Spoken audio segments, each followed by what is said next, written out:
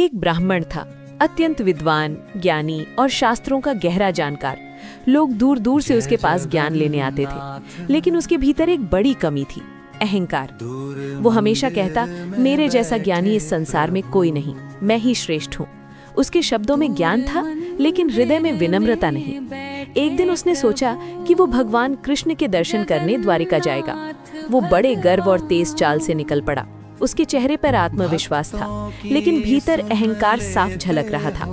रास्ते में भिखारी से मुलाकात। रास्ते में अचानक एक भिखारी उसके सामने आ गया। उसके कपड़े फटे हुए थे, शरीर कमजोर था, लेकिन उसकी आंखों में एक अजीब सा तेज था। हाथ में एक टूटा सा पात्र था। भिखारी ने विनम्रता से कहा, पंडित जी, मुझे थोड़ा सा भोजन मिल सकता है? ब्राह्मण ने उसे सिर से पैर तक देखा और घृणा से बोला, तू मेरे रास्ते में कैसे आ गया? हट जा यहाँ से, तुझे देना भी पाप है। एक सवाल जिसने सब बदल दिया। भिखारी मुस्कुराया और शांत स्वर में बोला, पंडित जी, आप इतने ज्ञानी हैं तो एक प्रश्न का उत्तर दीजिए, इस शरीर की भूख बड़ी है या आत्मा की? ये सुनकर ब्राह्मण चुप हो गया। उसके पास शास्त्रों का ज्ञान था, लेकिन इस सवाल ने उसकी आत्मा को झकझोर दिया। कहते हैं कि हर जीव में भगवान है, तो क्या आपको मुझ में भगवान नहीं दिखते? अब ब्राह्मण के हाथ कांपने लगे, उसका सिर झुक गया, उसका अहंकार टूटने लगा। वो कुछ बोल नहीं पा रहा था।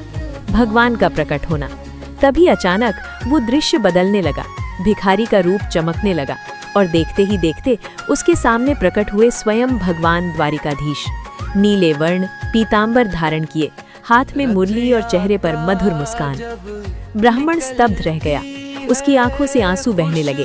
वो तुरंत भगवान के चरणों में गिर पड़ा और रोते हुए बोला, प्रभु, मुझे क्षमा कर दीजिए।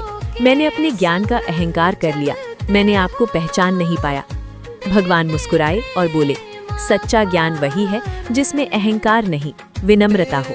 जो हर जीव में मुझे देखे, वही सच्चा ज्ञानी है। उस दिन के बाद वो ब्राह्मण बदल गया।